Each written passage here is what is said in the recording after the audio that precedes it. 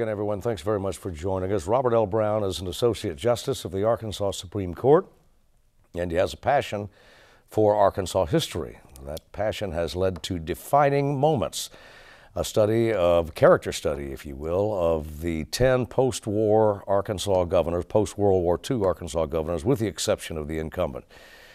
Judge Brown, thanks very much for being with us. Well, thank you, Steve. What put pen to paper here? What gave you the idea?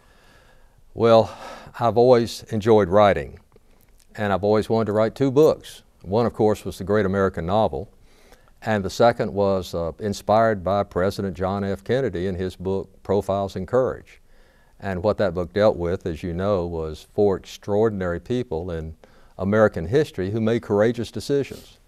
And I'd worked in the governor's office, and I knew how difficult the job is. It's a tremendously difficult job.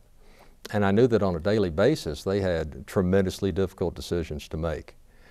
And I thought it would be an enjoyable and interesting and historic exercise to just sit down and find a defining moment, as I put it, for each one of these 10 governors and talk about the decision they made and how that really defined their character. And that's what I did. And it was interesting having the 10 governors. I mean, that was easy. I mean, as you say, it was post-war, and you go from Sid McMath through Mike Huckabee.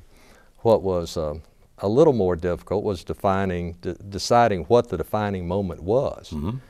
And after I made that decision, I'm sure this could be subject to debate as to whether these were the correct defining moments.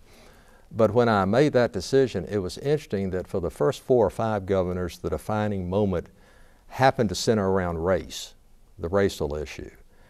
And then from Dale Bumpers forward, it was more a public policy issue like education or corruption or Medicaid in the case of Jim Guy Tucker and so forth. But it's interesting how they kind of congregated in 2 different groups.